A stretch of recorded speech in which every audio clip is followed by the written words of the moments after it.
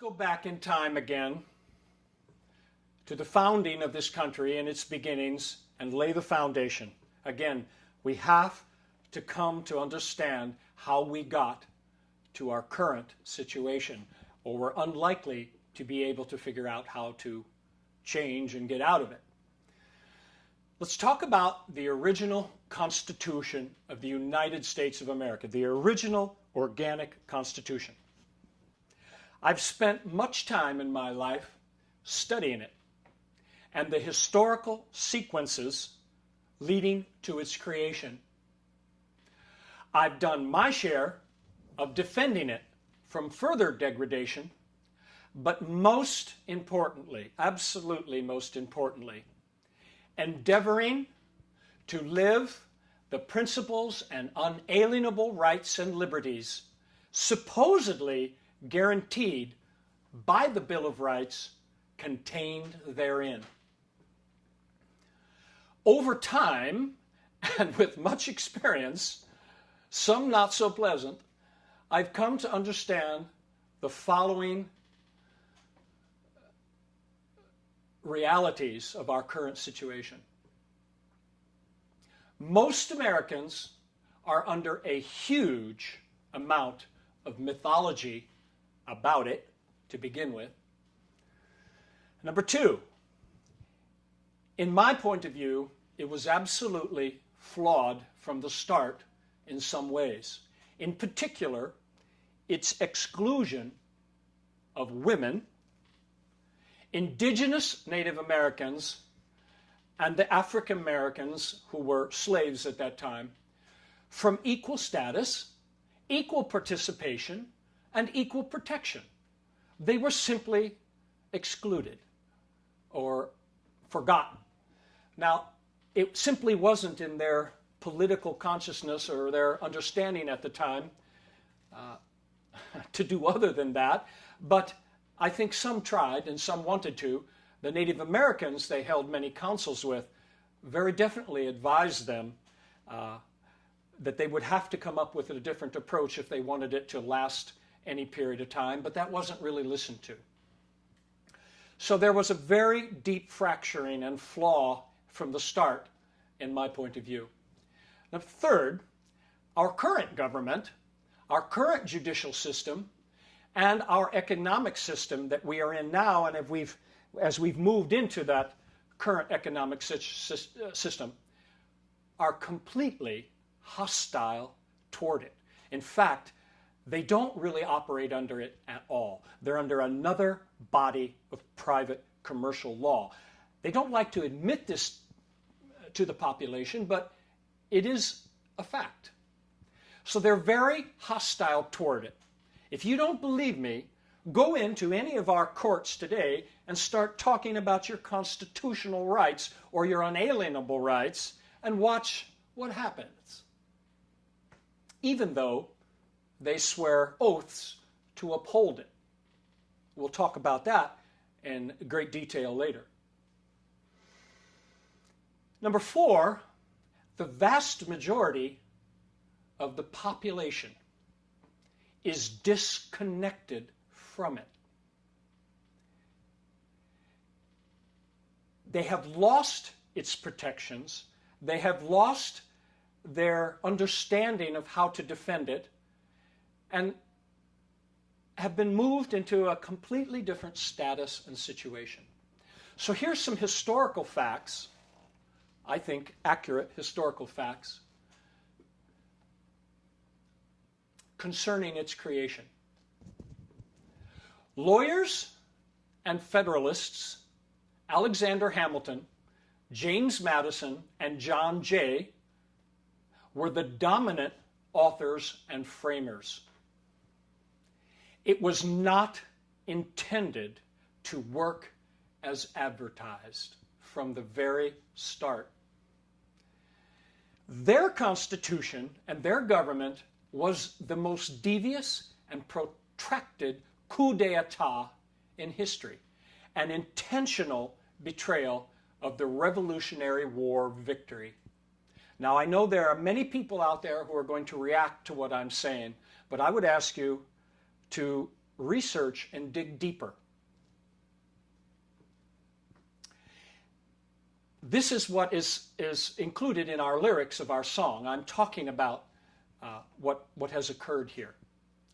The years 1787, 1788 were the first American Civil War, in my opinion, and it got very intense and was a tremendous battle between the Jeffersonian-led anti-federalist agrarians versus the banking, elitist, mercantile, and industrial monarchists.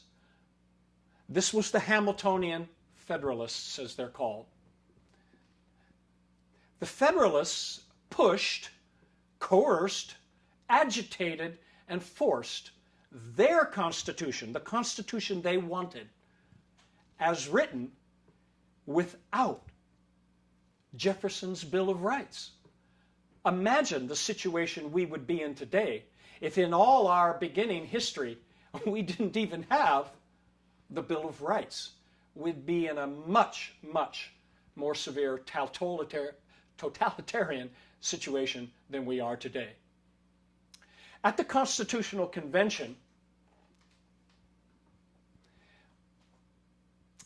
not the people of the states, the people of the states did not get a chance to vote for what they wanted and have that introduced at the Constitutional Convention. The people of the states wanted an Articles of Confederation plus a Bill of Rights. They clearly did not want the Constitution of the Hamiltonians. Now I want you to think about that. I want you to think about, from the beginning, the majority of the population who at that time were sovereign state citizens. The states were sovereign countries.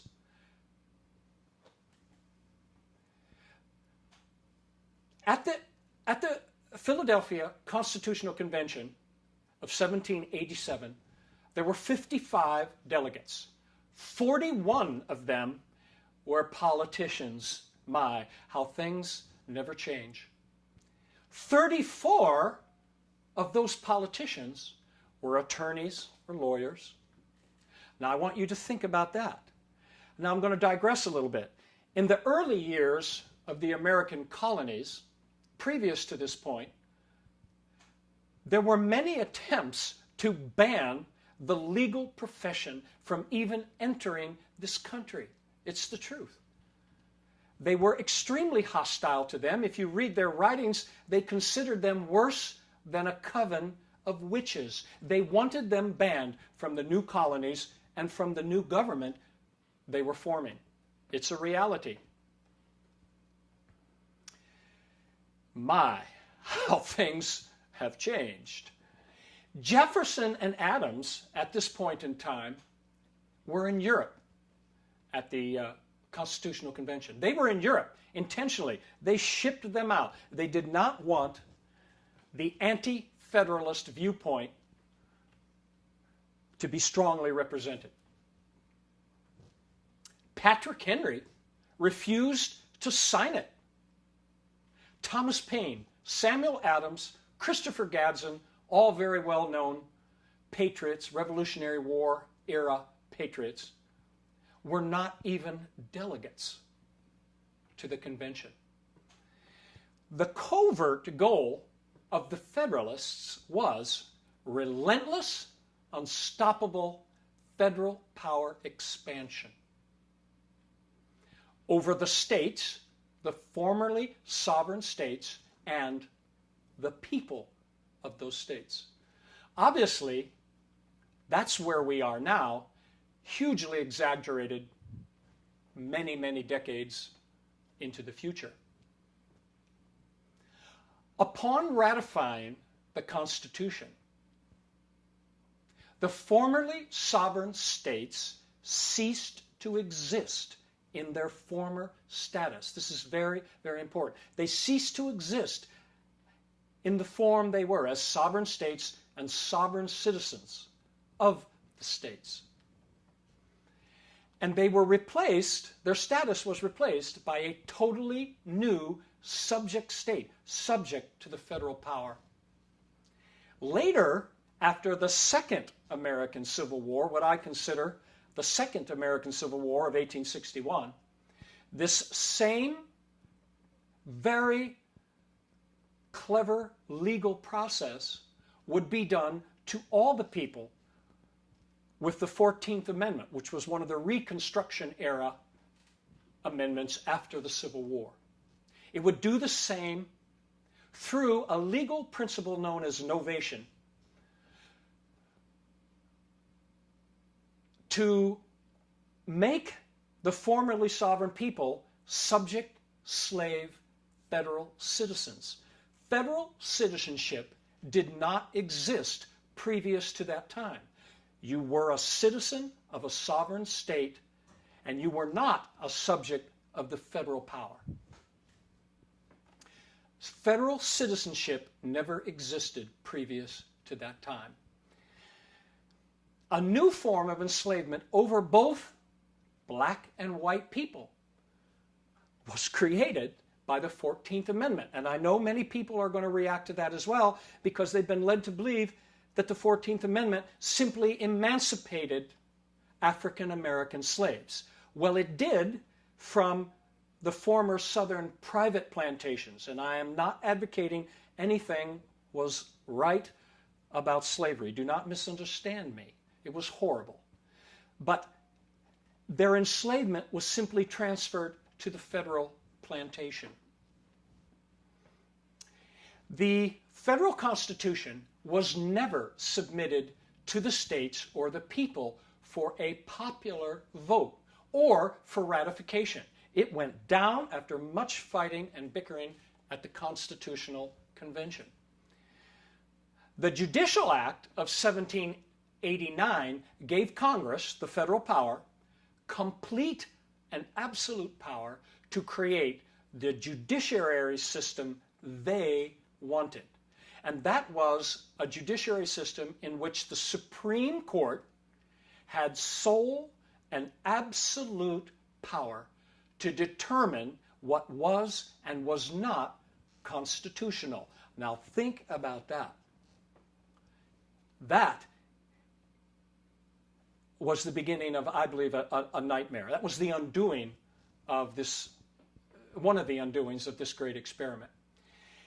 Because the Supreme Court judges are appointed for life. The Supreme Court judges are appointed by the President, Chief Executive Officer, and Commander-in-Chief of the military. Now, can you see how the concentration of power is all stacked on the same hand? It's just fingers of the same hand. It's always talked about like we have this marvelous balance of powers, but that's not really what went down in the beginning, and it certainly isn't what we have today. Does anyone else see a very serious problem here? I do. And I think many Americans do as well. By the way, Jefferson and the Anti-Federalists and the majority of the people did not want a standing professional military. And they considered that a supreme danger. Go look up the historical quotes about this. Now, fast forward in history to President Dwight Eisenhower's address as he left office as a president and gave a very, very serious warning about the military industrial establishment, or the military industrial complex as it's called. He gave very powerful warnings about what that was becoming and has become. So the people in that time, the Jefferson Anti-Federalists, did not want a professional, standing, permanent army. What they wanted was a people's militia under the control of the states. not the federal power. This, along with the Second Amendment, the right to keep and to bear arms, was, in their mind, protection, not only primal self-defense protection for themselves, but it was their protection against tyranny of the federal power, which they and generations previous to them had seen hundreds and hundreds of years in Europe, in the European history.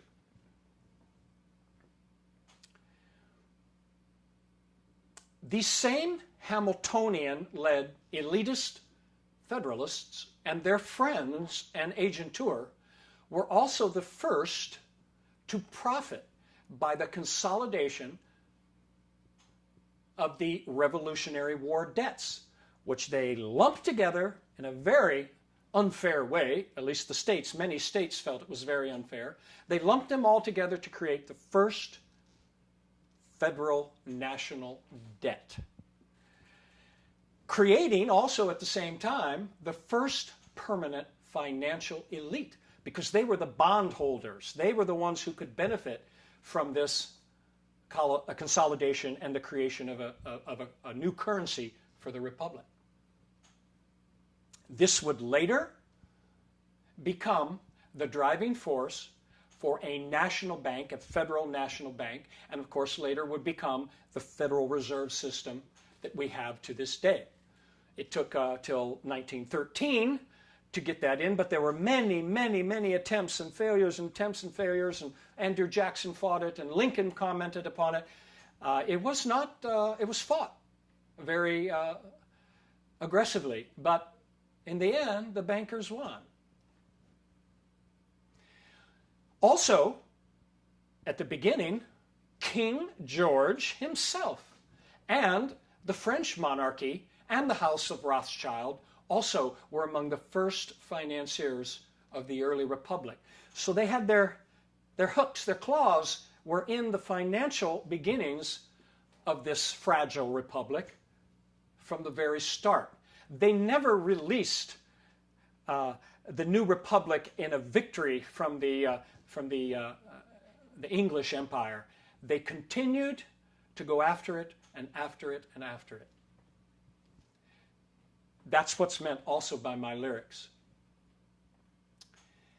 The major problem in the original Constitution also is its implied powers, the implied powers of the federal, and the wording that was left purposely very vague, as in the necessary and proper clause and general welfare, many, many terms that they knew could be manipulated in its interpretation over a period of time.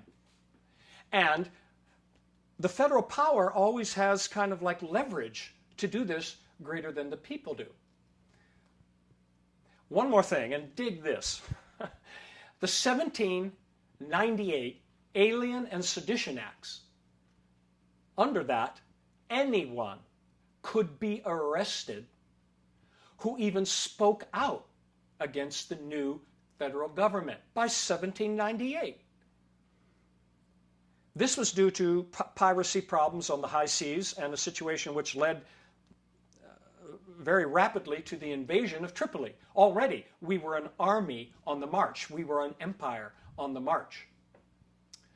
This also was the beginning of war powers and police powers, the concentration of war powers and police powers into the federal government arena. And of course, that continues to this day with exponential increase right up to 9/11 after the bombings of the towers in New York, and the Homeland Security Acts and the Patriot Acts and the Victory Acts and all these acts which essentially have dismantled whatever was left of constitutional protection at this time. Now let's pause here. Let's pause and move forward to today's extremely Orwellian, technotronic, super surveillance, military, police state, world government. I want to give you a little statistic. In 1980, SWAT, military-style police SWAT team raids, that's militarized police forces in America. In 1980, there were approximately 2,884 of them. Today, last year, 50,000 SWAT raids on private citizens, mostly under the guise of the drug war. Now tell me if that isn't an absolute war against the American people. 50,000 militarized tactical police raids, kicking down doors, harming people, many of whom were found to be innocent, to not have any evidence to convict them of anything, but there were 50,000 of them. That's a reality of today. Now, think about that and where we've come from our beginnings to now. Either the Constitution authorizes this kind of transformation, or it and we as its citizens are powerless to prevent or stop it. Why have we not been able to turn this around? I hope to elaborate much more in detail on this in further presentations, but this is a beginning. Now, the greatness here in the Constitution and in that early time was, in my point of view, the Declaration of Independence and the Bill of Rights. The Bill of Rights gave us unalienable rights from our Creator, what the citizens of that time believed their Creator to be. Those unalienable rights did not come from the newly created government. Think about that. They were not from the federal power. This was the work of Jefferson and the Anti-Federalists. Now, no Declaration of Independence, no Bill of Rights, or any Constitution, regardless of their greatness and their intent, are of much value if they just sit under glass in a museum. If the people's living access to its principles, if the people's living access to those unalienable rights, if the people are disconnected from that and they do not protect their rights, if they will lose them, very simply. They will lose them. We have lost them. If they don't guard their lives, their property, and their health from the steadily and pervasive encroachment of tyranny, they will become its victims. If they sign away their access to these principles and to these unalienable rights, with fraudulent contracts for implied benefits that come from the government they created, not from their Creator, they will lose their sovereign status and their freedom and their protection from that Bill of Rights and that Constitution. If they again allow the money changers to enter their temples, to systematically steal their substance and debauch their currency, you will get the destruction of the middle class, which essentially we have at this point. If they allow private systems of law, international treaties, executive orders, etc., to overlay, that's the key term, to overlay or supersede or neutralize those documents, those unalienable rights, the people will end up subject slaves once again. I would say we are there now.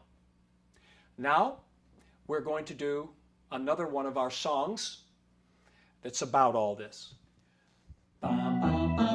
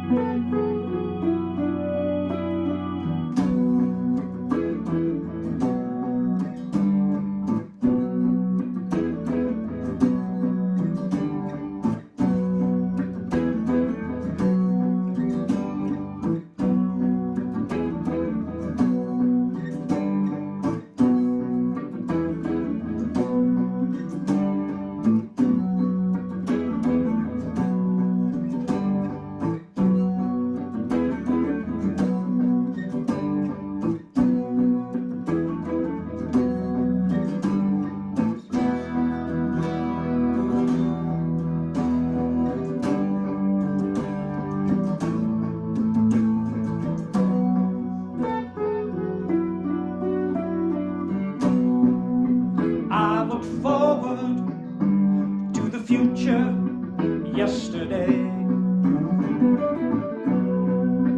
What I saw in this vision won't go away. This grand experiment in freedom and self-rule, gone with the wind, ruined by fools, ruined by fools.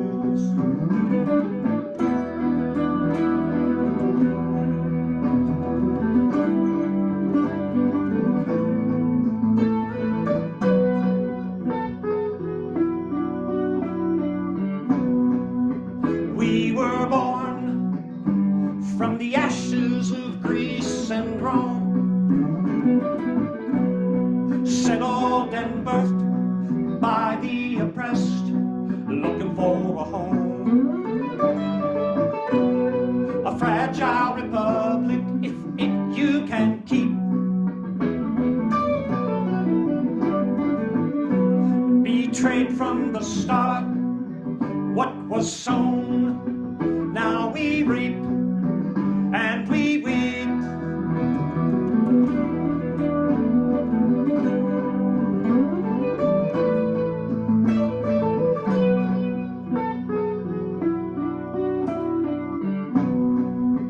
The false gods of commerce and technology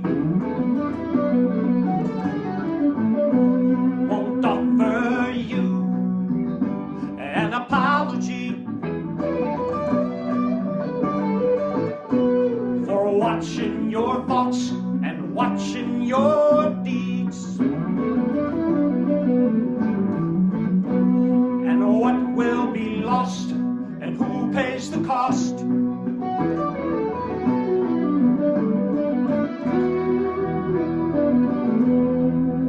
A big brother taking care of your needs.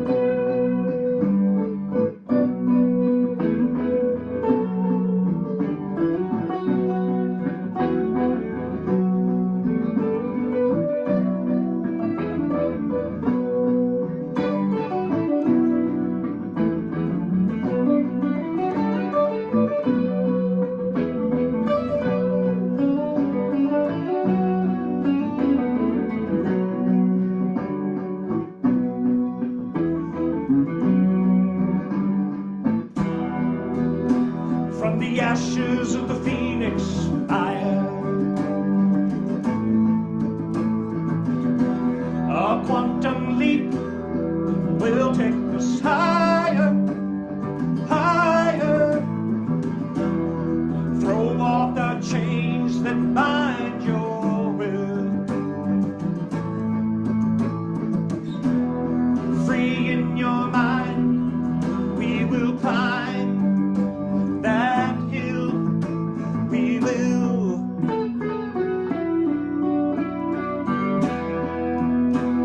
the ashes of the phoenix fire. A quantum leap will take us higher, higher. Throw off the chains that bind your will. Free in your mind, we will climb that hill. We will.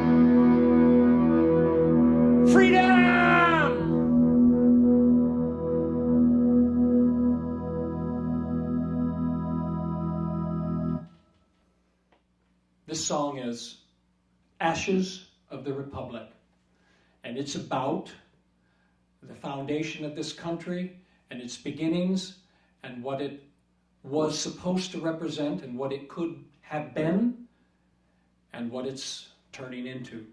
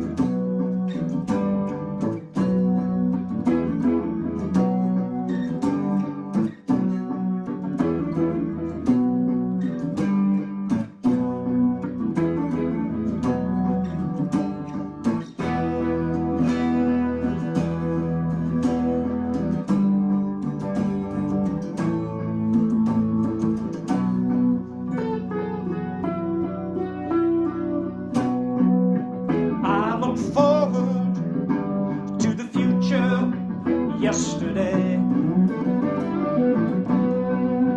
what I saw in this vision won't go away. This grand experiment in freedom and self-rule, gone with the wind, ruined by fools, ruined by fools.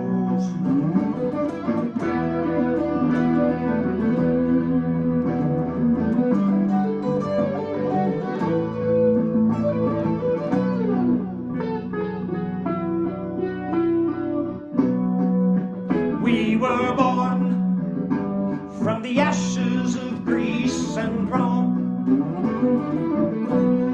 settled and birthed by the oppressed, looking for a home. A fragile republic, if it you can keep. Betrayed from the start, what was sown, now we reap and we weep.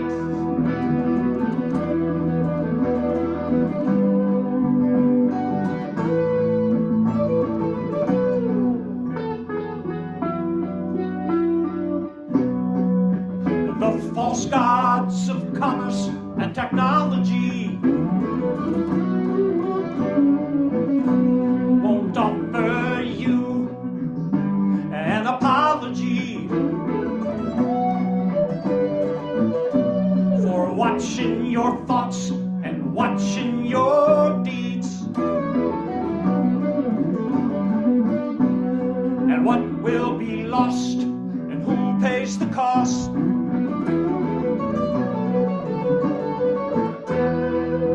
A big brother taking care of your needs.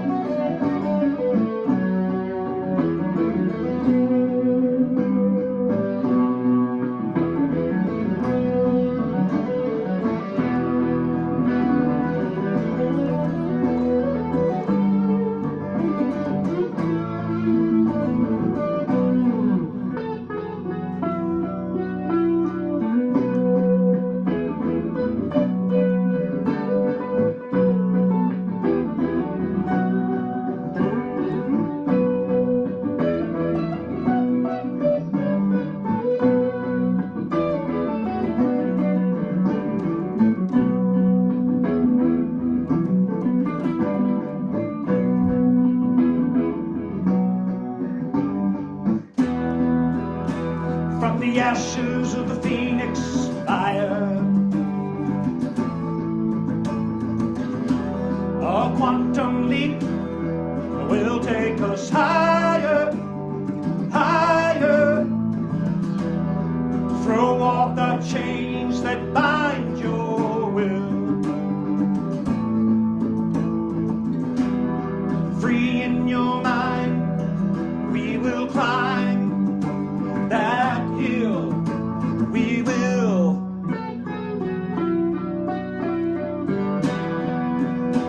From the ashes of the phoenix fire,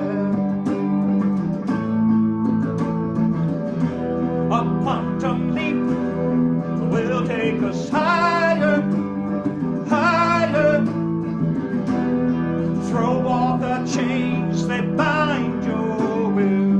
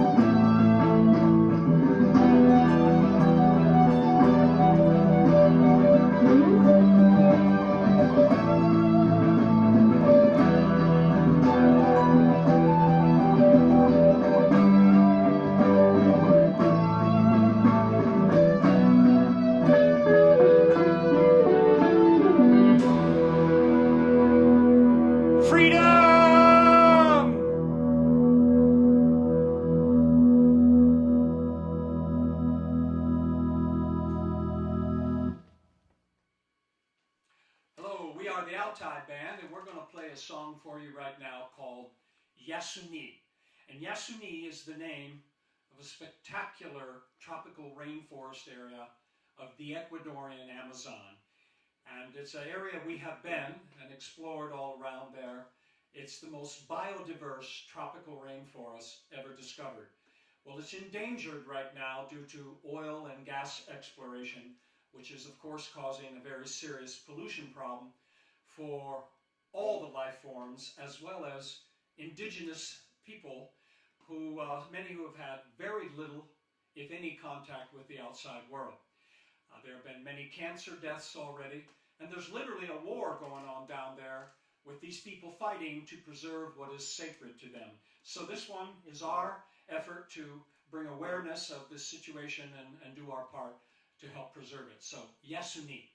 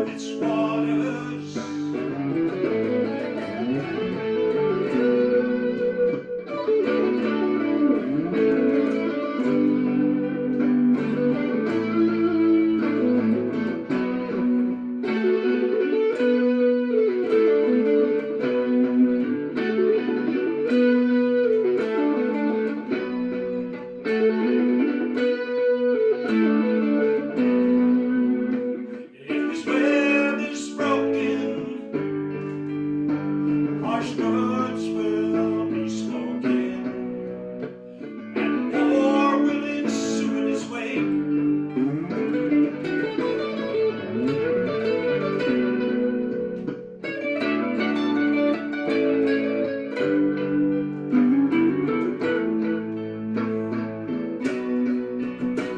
Yesterday we hear your call. Yesterday we called you in our prayers.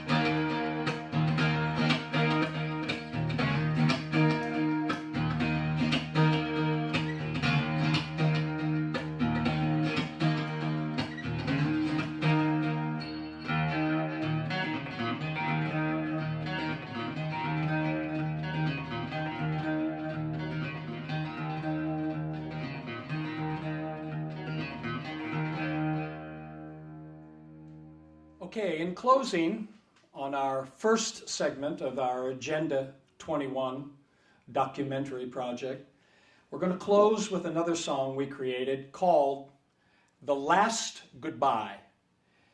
And you'll hear in it kind of the emotion we feel about some of what's happening and what, in particular, what we are losing. So the title, The Last Goodbye, is about what we are losing, and it may go.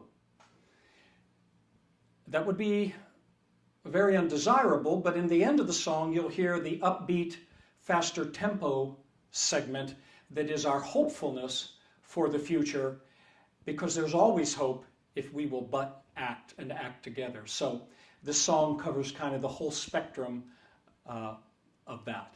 So it's called The Last Goodbye.